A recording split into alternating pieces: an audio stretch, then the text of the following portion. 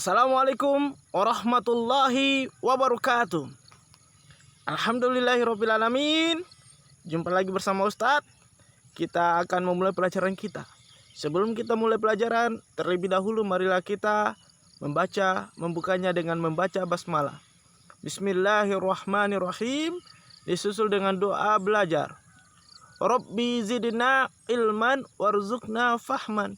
Ya Allah, tambahkanlah kepada kami ilmu pengetahuan dan berilah kepada kami pemahaman.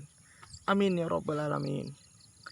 Baik anak-anakku sekalian, segala puja dan puji syukur kepada Allah dan salawat serta salam senantiasa kita curahkan kehadirat junjungan kita Nabi Allah Muhammad sallallahu alaihi wasallam.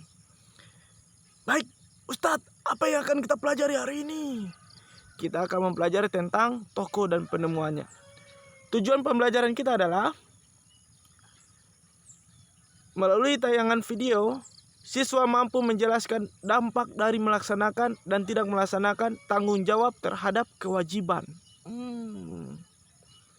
Kewajiban kemarin kita sudah mempelajari adalah segala sesuatu yang harus kita lakukan untuk memperoleh hak. Terus melaksanakan kewajiban adalah namanya tanggung jawab. Wah, jadi kita akan mempelajari tentang pelaksanaan tanggung jawab. Mantap.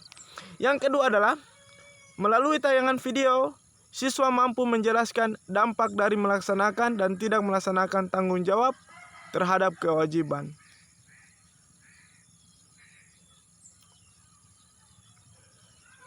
Yang ketiga, melalui tayangan video, siswa mampu mengidentifikasi perubahan sosial budaya dalam kehidupan masyarakat dalam rangka modernisasi bangsa Indonesia, bidang iptek dan pendidikan dengan sistematis. Masya Allah. Baik, kita mulai saja pelajaran kita. Yang pertama kita akan mempelajari tentang tanggung jawab. Yang kedua kita akan mempelajari tentang penemuan-penemuan. Wow. Ini saya suka Ustadz, penemuan-penemuan. Karena cita-cita saya menjadi ilmuwan. Insya Allah. Nah anak-anakku sekalian, kira-kira di sekolah apa saja kewajiban kalian? Di sekolah apa saja kewajiban kami ya? Kewajiban adalah sesuatu yang harus kita laksanakan sebelum memperoleh hak. Jangan kita menuntut hak lingkungan bersih, asri, sejuk, menyenangkan sebelum kita membuang sampah pada tempatnya. Karena membuang sampah adalah kewajiban. Jadi kalau seandainya kita tidak membuang sampah di sembarangan tempat, jangan menuntut, aduh kenapa ini udara tidak bersih nih. Saya ingin menghirup udara bersih, tapi buang sampah sembarangan. Berarti dia belum melaksanakan kewajiban. Ingat, jangan tuntut hak sebelum melaksanakan kewajiban. Umi, saya mau istirahat, mau tidur-tiduran dan main game. Mau tidur-tiduran dan main game, tapi ternyata belum kerjakan tugas, belum membantu ibu di rumah, bahkan belum menunaikan sholat. Jadi kalau ibu mau marah-marah, kalau ibu mau menegurmu, maka sebenarnya itu adalah kesalahanmu karena belum melaksanakan kewajiban. Oke anak soleh, kita lanjut. Jadi beberapa contoh kewajiban kita di sekolah adalah datang di sekolah tepat waktu kalau seandainya sekolahnya dibuka, menjaga kebersihan agar kemudian kita bisa nyaman dan tenang di dalam kelas, kemudian melaksanakan piket harian agar kemudian segala tugas, segala apa yang diperlukan oleh gurunya, termasuk kenyamanan dalam kelas dapat dijaga. Itu beberapa contoh tanggung jawab. Nah, kita akan amatilah gambar-gambar berikut. Apakah mereka sudah melaksanakan kewajibannya dengan penuh tanggung jawab? Apa dampak dari yang mereka lakukan? Satu, gambar pertama ada seorang anak perempuan membuang sampah sembarangan. Gambar 2 ada yang tidur-tiduran. Gambar 3 ada yang mengerjakan dengan tertib. Kira-kira anak soleh apakah mereka sudah melaksanakan tanggung jawab seluruhnya atau tidak? Kita lihat. Pertanyaan. Apa kewajiban kita sebagai pelajar? Gambar 1. Membuang sampah pada tempatnya. Apakah gambar pertama tadi membuang sampah pada tempatnya? Ternyata jawabannya belum.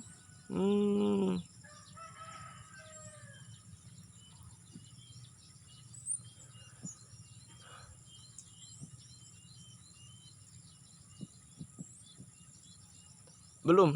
Yang kedua, apa kewajiban kita sebagai pelajar? Belajar dengan sungguh-sungguh. Coba kita lihat tadi gambar kedua.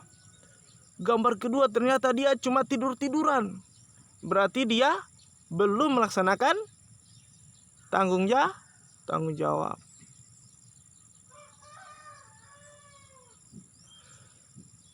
Gambar 3. Apa kewajiban kita sebagai pelajar? Mengerjakan tugas kelompok bersama-sama. Apakah tadi sudah melaksanakannya? Ternyata sudah. Nah, anak-anakku sekalian, kalau kita tidak melakukan kewajiban kita, pasti ada dampaknya. Pasti ada akibatnya. Pasti ada hal negatif yang akan terjadi. Pertanyaan berikutnya, apa dampak dari tindakan yang mereka lakukan bagi lingkungan?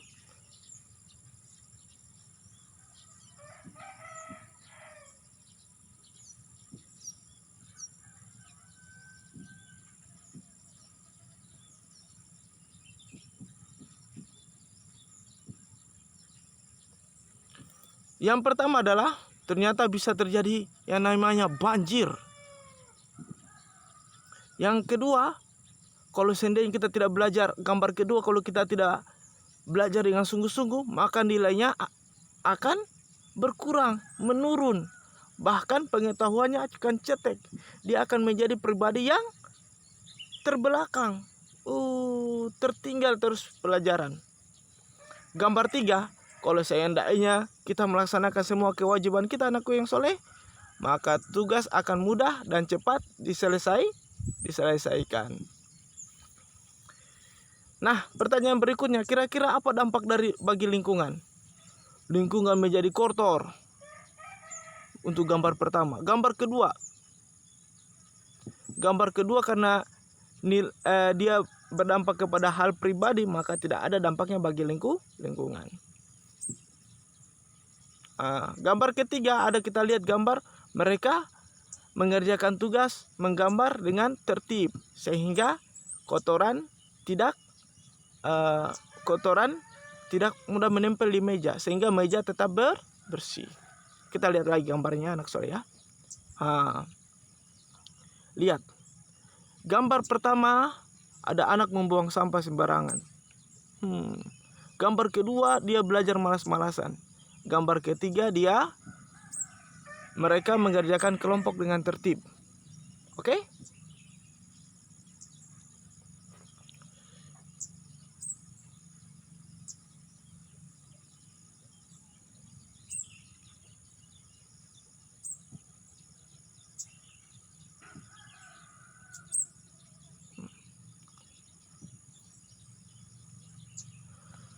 Kita lihat si kotak ajaib. Tadi kita mempelajari tentang tanggung jawab. Sekarang kita akan mempelajari tentang si kotak ajaib. Apa itu si kotak ajaib? Sesuatu yang sering kita lihat, kita saksikan untuk nonton dan mendengarkan sesuatu. Jadi ini kotak bisa kita lihat dan bisa kita dengarkan. Hebat ini kotak ajaib ini. Siapakah penemu dari kotak ajaib ini, anak soleh? Ternyata penemunya adalah John Logie Baird. John Logie Baird.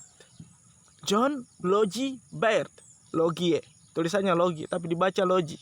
John Logie Baird. Ditulis dalam bacanya bahasa Indonesia John Logie Baird. Ternyata dia kelahiran dari Skotlandia. 13 Agustus 1888. Wah, jauh sekali nih. Ia adalah penemu yang pada kesempatan itu untuk pertama kali yang menunjukkan bahwa gambar hidup dapat ditransmisikan melalui pesawat yang sekarang dikenal sebagai televisi. Masya Allah. Baird ini nama panggilan. Baird mendemonstrasikan televisi di depan para bapak-bapak dan ibu-ibu di Royal Institute London untuk pertama kalinya pada tahun 1925. Wow, berarti pada umurnya sekitar 37 tahun. 37 tahun Ustadz. Iya. Ketika 37 tahun dia kemudian mendemonstrasikan pada tahun 1925. Seiring dengan berkembangnya teknologi, lalu televisi kemudian terus berkembang hingga menjadi semakin canggih seperti saat ini. Wow. Jadi ditemukan oleh John Logie Baird dari Skotlandia. Dia pertama kali mendemonstrasikan itu pada tahun 1925 pada usianya 37 tahun. Masya Allah. Nah, anak soleh, perhatikan baik-baik. Tadi kita sudah mempelajari tentang penemu. Untuk penemu, dia menggunakan kalau satu orang dia berarti dikatakan sebagai penemu. Tetapi kalau banyak orang, berarti dia dikatakan sebagai para penemu. Jadi kita harus membedakan antara mana kata yang harus kita gunakan untuk satu orang dan mana kata yang kita gunakan untuk dua atau lebih orang. Perhatikan kata para. Apa makna dari kata para? Coba kita lihat kata tamu-tamu. Apa kemudian makna dari kata tamu-tamu?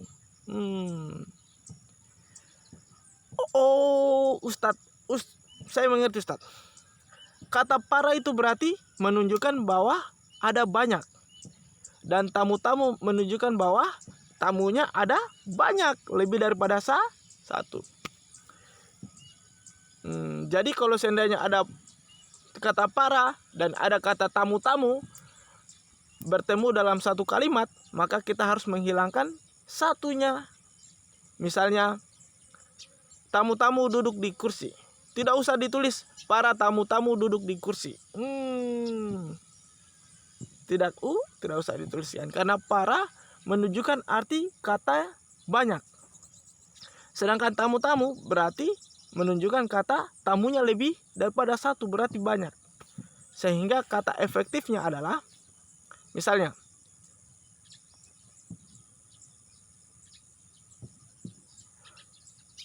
tamu-tamu duduk di kursi. Misalnya kita kalau tidak efektifnya itu para tamu-tamu duduk di kursi.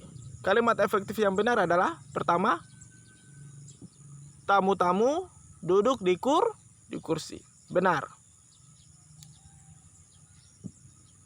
Kemudian kalimat kedua, para tamu duduk di kursi. Apakah ini salah? Ternyata benar juga.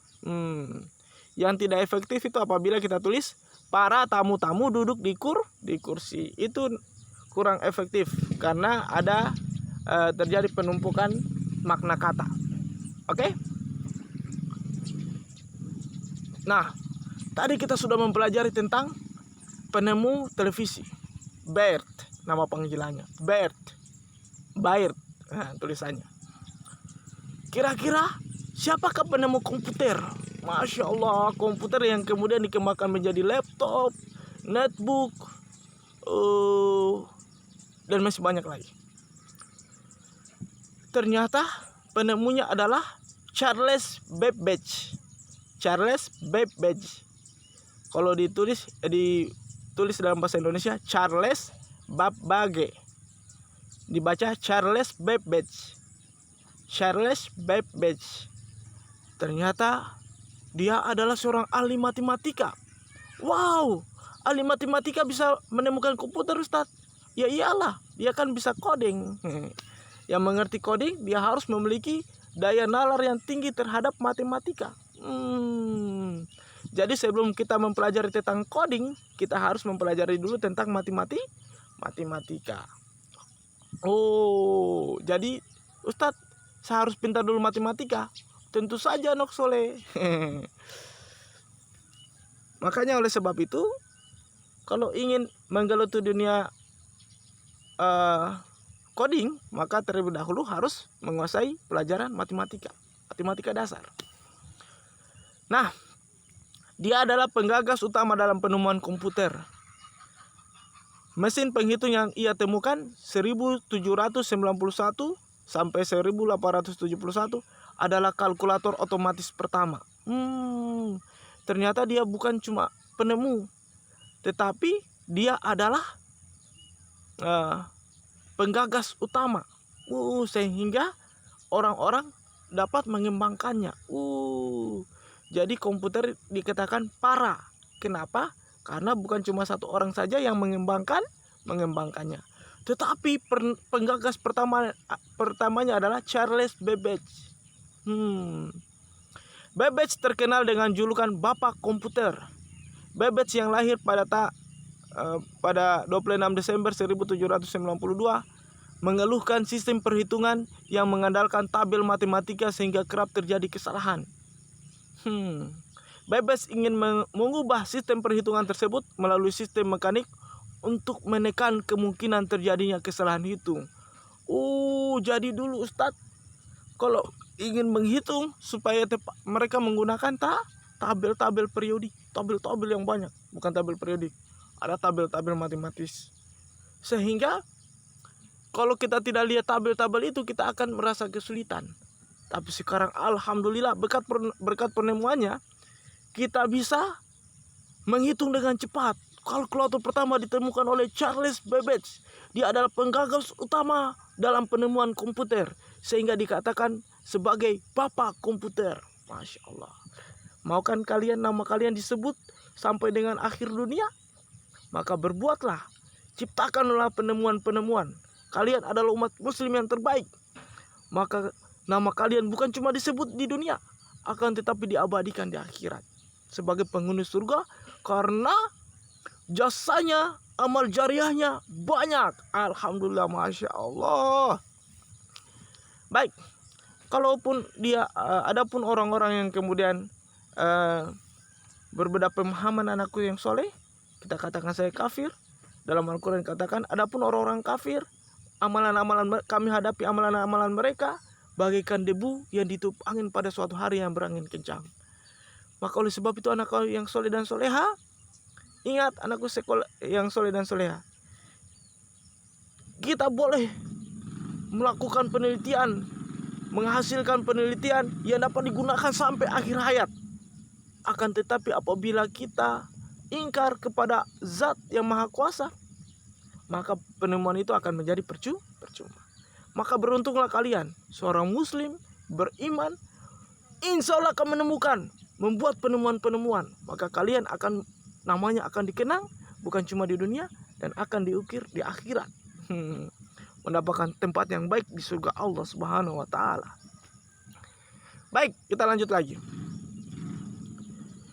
Gagasan dari Babbage itu dituangkan dalam sebuah catatan yang diberi nama Note on the Application of Machinery to the Computation of Astronomical and Mathematical Table. Catatan yang dibuat pada 14 Juni 1822 berisi tentang semua konsep komputasi yang ada dalam benaknya. Masya Allah. Sehingga konsepnya itu dikembangkan. Sampai dengan saat ini kita bisa menikmati komputer. Jadi Charles Babbage mengubah dunia dengan komputer. Mesin hitung ini bermanfaat untuk mengurangi kesalahan menghitung. Komputer yang ia temukan semakin berkembang dari waktu ke waktu. Bagaimana kita lihat perkembangannya? Pertama,